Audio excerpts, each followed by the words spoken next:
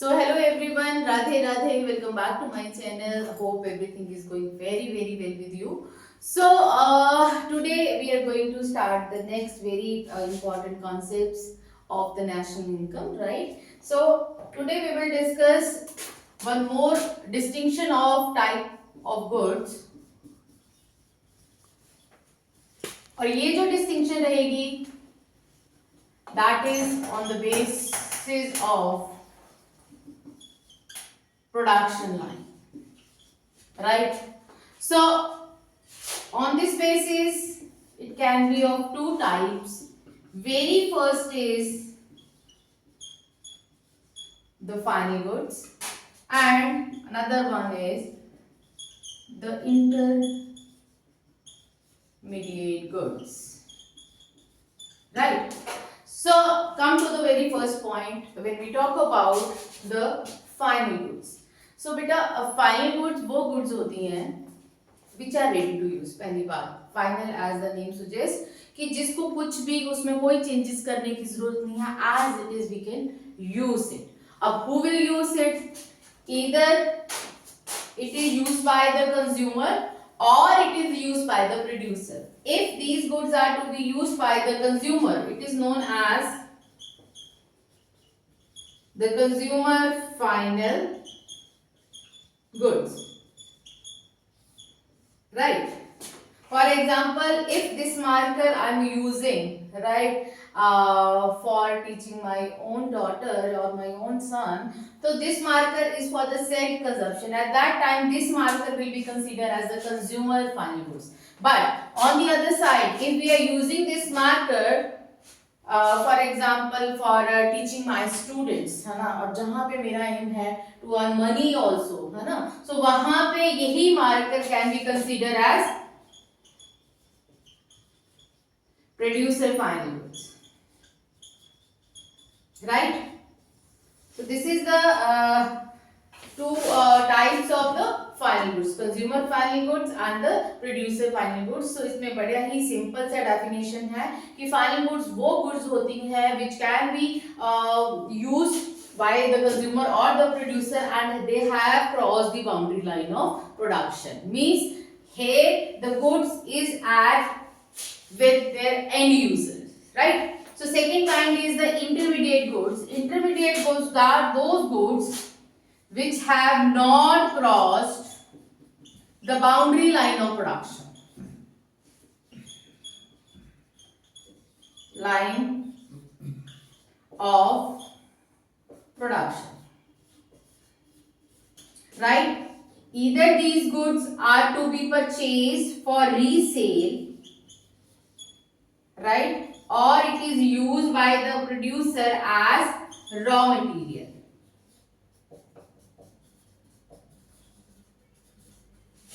right,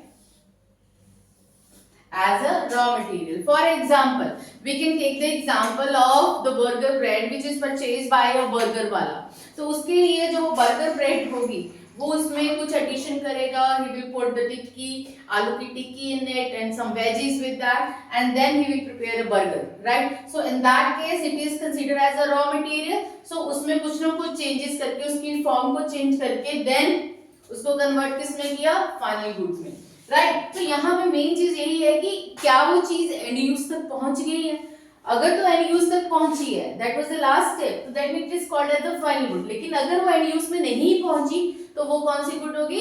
intermediate goods. और second, for example एक tyre है, राइट, टायर वाली कंपनी जो है वो टायर प्रोड्यूस कर रही है. एक टायर शॉप वाले ने जहां पे वो बेच रहा है उन टायर्स को, अगर वो टायर खरीद रहा है एज इट इज उसको रीसेल करने के लिए, then also it can be considered as the intermediate goods, right?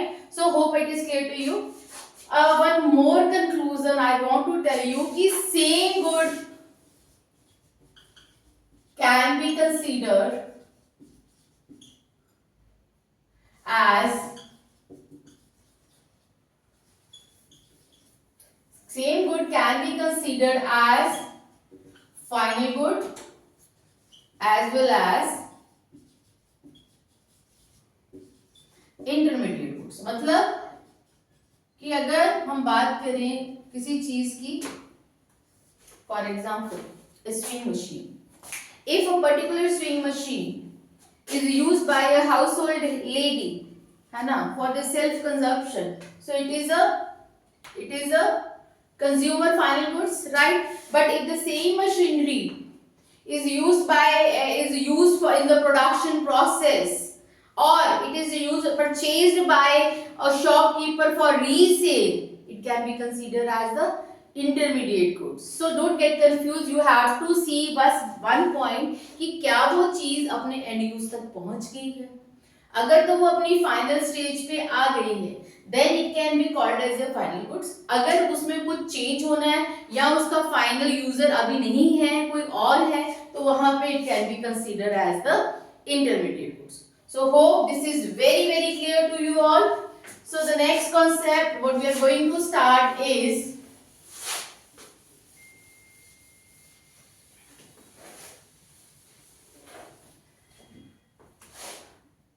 the types of income. बेटा ये जो हम different concepts कर रहे हैं ना, ये आपको help करेगा to understand the national income very simple way and very smooth way. तो इन चीजों को आपने दिमाग में बिठाना है, because I am taking those main theory parts जो आपको really आपको ये required है जानना कि अगर आपने national income के methods को अच्छी तरह समझना है. So types of income, right. Income दो तरह की होती है. एक होती है फैक्टर इनकम, एक होती है ट्रांसफर इनकम. अब पहले हम बड़ी एक सिंपल से एग्जांपल लेंगे इस चीज को समझने के लिए. For example, I am working, right, and I used to give my services as a teacher. उसके रिटर्न में I used to get my salary, right, कि मैंने काम किया उसके लिए मुझे सैलरी मिली, मैंने अपनी सर्विस दी उसके लिए मुझे सैलरी मिली. So that is considered as a factor income. कि मान लो कि से कि 50,000 I am getting as my salary, right, तो वो मेरी, उसके लिए मैंने इन रिटर्न अपनी सर्विस भी दी. हमने बात की थी ना रियल फ्लो और मनी फ्लो की. Real flow is opposite to money flow. We have discuss कि मैंने सर्विस दी, उसके रिटर्न में मुझे सैलरी मिली, तो this is my factor income. अब घर में कोई रिलेटिव आ गया, राइट, तो उसने मुझे ऐसे ही शगुन का एक पैकेट दे दिया जिसमें मेरे को 1000 मिला. तो वो जो 1000 था उसके लिए I have done nothing, right, that is one sided income, right, so that can be considered as the transfer income, जिसके लिए you have done nothing, कोई सर्विस नहीं दी, that is not considered as the factor income. factor income में आपको अपनी services देनी पड़ेगी तभी आपको मिलेगी. लेकिन when we talk about the transfer income, you have not given any kind of service in return of this kind of income. तो इसमें हम एग्जांपल ले सकते हैं जैसे पेंशन. अब एक होती है रिटायरमेंट पेंशन, एक होती है ओल्ड एज पेंशन.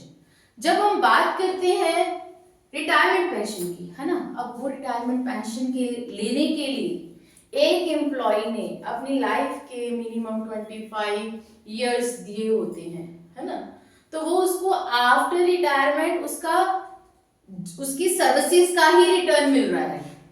So जो रिटायरमेंट पेंशन है that is considered as the factor income.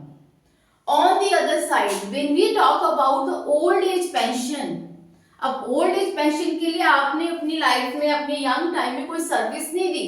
It is just a help given by the government to you in your old age, right? कि उस time में you are like not in the situation कि आप कोई काम करो, आप कमा सकते हो, and it's kind of a help given by the government. So that is a transfer income, right? So pension को हमने डिवाइड किया रिटायरमेंट पेंशन में और ओल्ड एज. रिटायरमेंट के लिए आपने पूरी लाइफ काम किया, उसके लिए in your old age government is giving in return to you. Government ने पहले सर्विस लिया और इन रिटर्न आपको दे दिया. लेकिन when we talk about the transfer income या उसमें ओल्ड एज पेंशन की बात की, उसके लिए आपने कुछ नहीं किया था. It's kind of help, right. इसमें और एग्जांपल ले सकते हैं सब्सिडीज का. राइट। सब्सिडीज क्या है? Help given by the government to the producer sector. तो वो भी वन साइडेड है ना, जिसके रिटर्न में आपने कुछ नहीं किया। अनएम्प्लॉयमेंट अलाउंसेस है ना, ये सारी जो है वो ट्रांसफर इनकम ही रहती है। So hope this is very clear to you. अब बड़ी सिंपल सी बात है, factor income means earned income, जो आपने कमाई है, इसको अर्न इनकम भी बोलते हैं, राइट, जिसके लिए आपने सर्विसेज दी हैं। And when we talk about the transfer income, it is one sided income और it can be called as a unearned income, right? So hope ये भी आपको क्लियर होगा। इसका सिर्फ आपने मीनिंग समझ लेना है। एक ही चीज कि अगर आपने सर्विसेज दी है, आपको पैसा मिल रहा है, तो दैट इज फैक्टर इनकम। अगर आपने सर्विस नहीं कोई दी और फिर भी आपको कोई इनकम हो रही है, that is a transfer income. So next concept is,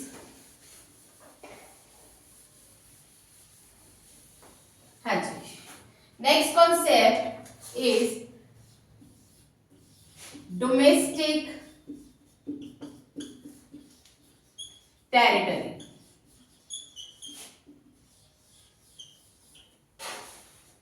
हाँ जी, सो बेटा डोमेस्टिक टेरिटरी में पहली बात, टेरिटरी का मीनिंग आपको पता होगा, means the boundary lines, right.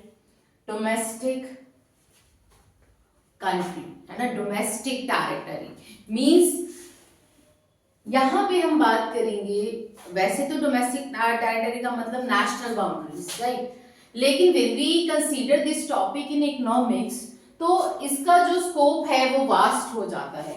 तो वेरी फर्स्ट पॉइंट कि सबसे मेन चीज, yes it includes political boundaries, लेकिन in layman language it means political boundaries.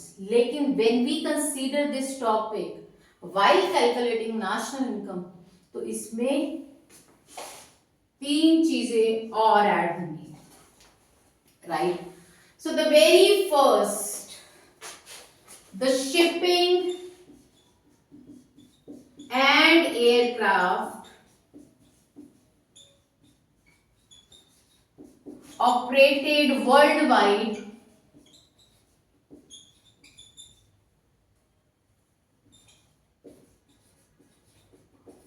by the normal resident of a country, है ना। फॉर एग्जाम्पल एयर इंडिया का जो जहाज है, राइट, वो रशिया और जापान के बीच ऑपरेट करता है, लेकिन it is owned by a Indian resident. So वहां से जो भी इनकम आएगी, that can not be considered as the income of Russia और you can say that the Japan. This income will be the part of the domestic income of India, right? तो पहले तो हमने देखा कि जो इनकम इंडिया की political boundary में आई है वो लेंगे, right. And secondly we will discuss the shipping and aircraft, है ना, operated world wide by the normal resident, है ना, कि हमारे इंडिया का अगर कोई शिप और कोई एयरक्राफ्ट अगर बिजनेस पर्पस से, अर्निंग पर्पस से ऑपरेट करता है किसी और कंट्री में, तो वो जहां जहां से भी जाके इनकम अर्न करेगा, तो वो हमारी डोमेस्टिक टेरिटरी की इनकम होगी, right. Second is the exclusive place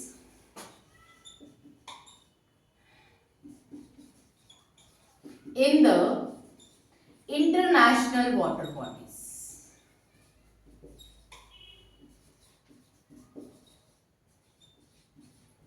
हाँ जी। अब से कि this is the area of international water bodies, तो इस एरिया में ये जो एरिया है, इस पे India is having exclusive right to explore. तो ये जो एरिया होगा, that will be also the part of India's domestic territory. So hope this is also clear to you. first political boundary, then shipping and aircraft, then exclusive place in the international water bodies. The third point, the embassies and consultancies.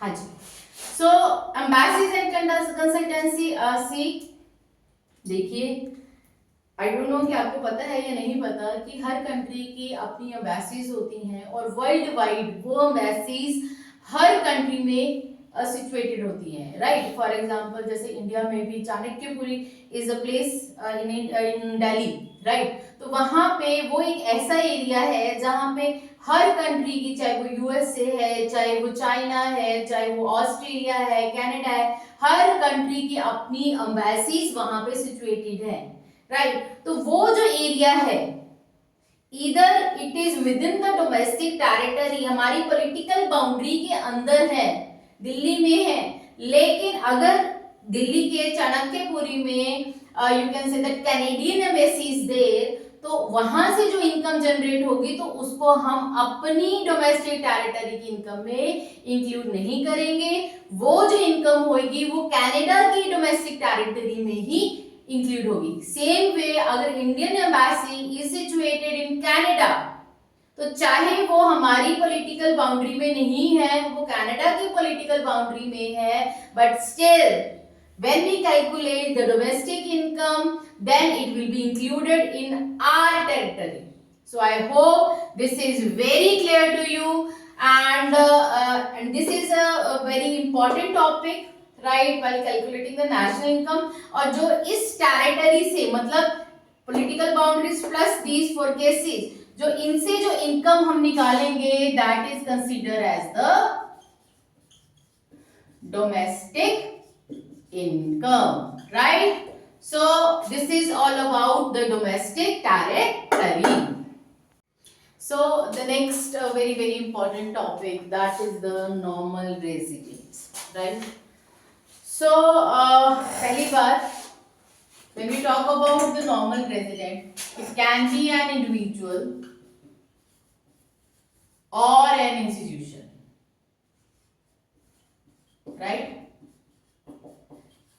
तो ये भी चीज दिमाग में रखनी है कि एक इंडिविजुअल भी हो सकता है और कोई इंस्टीट्यूशन भी इस कैटेगरी में आ सकता है। तो अभी हम बात करेंगे नॉर्मल रेजिडेंट और सिटीजनशिप, क्या ये एक ही चीज है?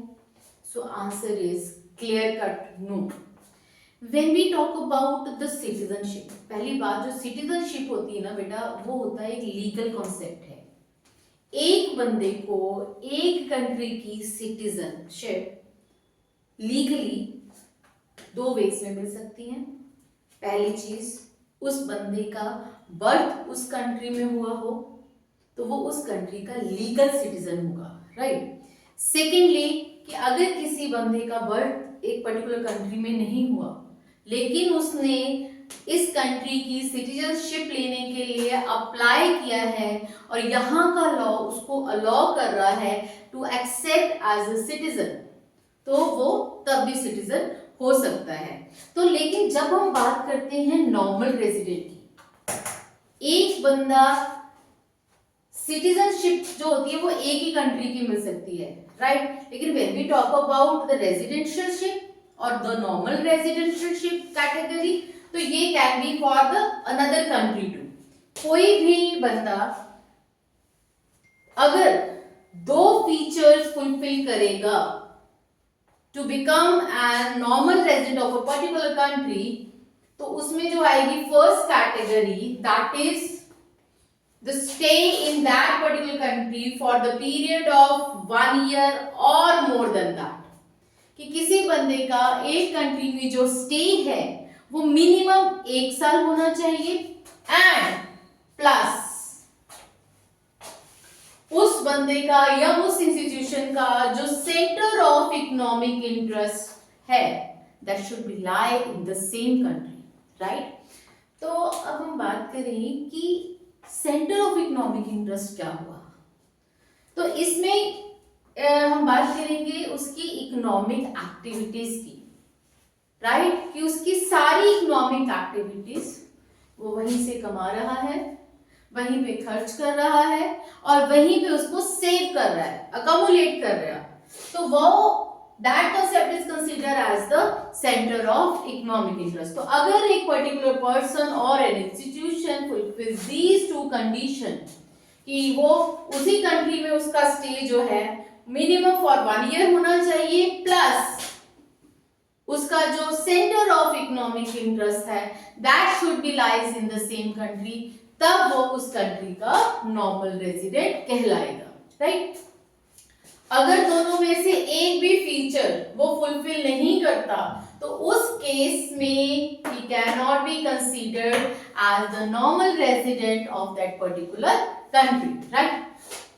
अभी कुछ स्पेशल केसेस जिसको हम इस कैटेगरी में नहीं ले सकते, तो इसमें very first case is the tourist and the visitors, right, है ना। हमारे यहाँ पे बहुत सारी हिस्टोरिक प्लेसेस हैं जहाँ जो वर्ल्ड वाइड फेमस है, तो बहुत सारे टूरिस्ट, फॉरेन के टूरिस्ट यहाँ पे आते हैं उन चीजों को देखने के लिए, राइट। ऑल्दो उनका वीजा जो है वो 1 साल से ज्यादा भी हो सकता है, राइट। तो अगर उनका स्टे 1 साल से ज्यादा भी है, लेकिन the second condition that is centre of economic interest वो फुलफिल नहीं करते, तो वो चाहे 1 साल से ज्यादा रहे चाहे कम रहे, वो उस कंट्री के नॉर्मल रेजिडेंट की कैटेगरी में नहीं आएंगे, right. The second is the staff of foreign embassies and consultancies. हाँ जी, अभी हमने प्रीवियस कॉन्सेप्ट में बात की ना कि जो फॉरेन एम्बेसीज होती हैं जिस कंट्री में भी होती है वो उसकी डोमेस्टिक टेरिटरी नहीं होती, राइट। तो वो जो ऑफिशियल्स वहां पे, जो फॉरेन स्टाफ वहां पे उन एम्बेसीज में काम कर रहा है, चाहे वो यहाँ पे उनका स्टे 1 साल से ज्यादा है, लेकिन अगर उस एरिया की इनकम ही हमारी टेरिटरी की नहीं होगी, तो how they can be the normal resident of our country. तो जो फॉरेन स्टाफ है उन एम्बेसीज का, इंटरनेशनल जो कंट्रीज हैं उन एम्बेसीज का स्टाफ जो हमारे इंडिया में लोकेटेड है, जो एम्बेसीज, लेकिन इंडियन एम्बेसी की बात नहीं कर रहे, जो बाकी कंट्रीज के एम्बेसीज हैं, तो वहां का जो फॉरेन स्टाफ है they also not to be considered as the normal resident of India, right? The third point, that is international organizations. हमने यहाँ पे बात की ना कि नॉर्मल रेजिडेंट इंडिविजुअल भी हो सकता है और इंस्टीट्यूशन भी हो सकता है। तो international organization like UNO, WHO, हाँ जी, तो यहाँ पे हम बात करेंगे कि मान लो कि WHO का office is situated in our country, in India, right. तो वो institute can not be considered as a normal resident of our country. उनका जो होता है इंटरनेशनल ऑर्गेनाइजेशन का जो स्टेटस होता है, they will be the normal resident of international area, not of a particular country. चाहे वो जो ये इंटरनेशनल ऑर्गेनाइजेशन, चाहे वो इंडिया में उनका ऑफिस हो, उनका ऑफिस से यूएसए में है, कनाडा में है, किसी भी कंट्री में है, तो वो किसी भी कंट्री के, एक कंट्री के नॉर्मल रेजिडेंट नहीं होंगे, वो किसके नॉर्मल रेजिडेंट होंगे, इंटरनेशनल एरिया के। And the last but not the least, in institutes में जो लोग काम करते हैं, राइट, इस जो इंटरनेशनल ऑर्गेनाइजेशन है लाइक यूएनओ एंड डब्ल्यूएचओ, जहां जो वहां के एम्प्लॉइज हैं, उनका जो स्टेटस होगा वो उस कंट्री के नॉर्मल रेजिडेंट होंगे जहां के वो बेसिकली रेजिडेंट ही हैं। कि अगर एक अमेरिका का बंदा WHO में काम कर रहा है जिसका ऑफिस इंडिया में है, तो वो इंडिया का नॉर्मल रेजिडेंट नहीं होगा, वो कहां का होगा, अमेरिका का, right. So these are the categories जो नॉर्मल रेजिडेंट की कैटेगरी में इंक्लूड नहीं होते। So this is very very important. देखो, जब हमने बात की डोमेस्टिक टेरिटरी की, तो मैंने आपको बताया कि अगर हमें क्वेश्चन आ जाए कि हमने डोमेस्टिक इनकम निकालनी है, तो हमारे दिमाग में ये कॉन्सेप्ट होना चाहिए, डोमेस्टिक इनकम मतलब इनकम ऑफ डोमेस्टिक टेरिटरी, जिसमें हमने बात की थी political boundaries plus 3 cases, right. और जब हमें क्वेश्चन आ जाए कि you need to calculate the national income, तो नेशनल इनकम में ये चीज आनी चाहिए कि नेशनल इनकम का मतलब the income of all the normal residents of the country. So बड़ा क्लियर है कि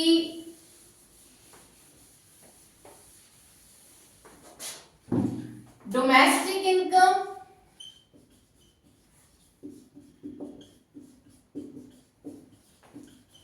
means the income generated within the domestic territory of a country,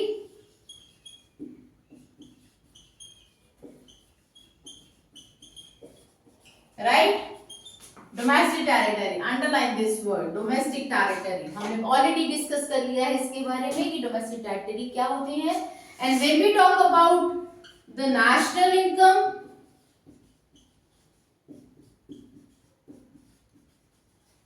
so that means the income of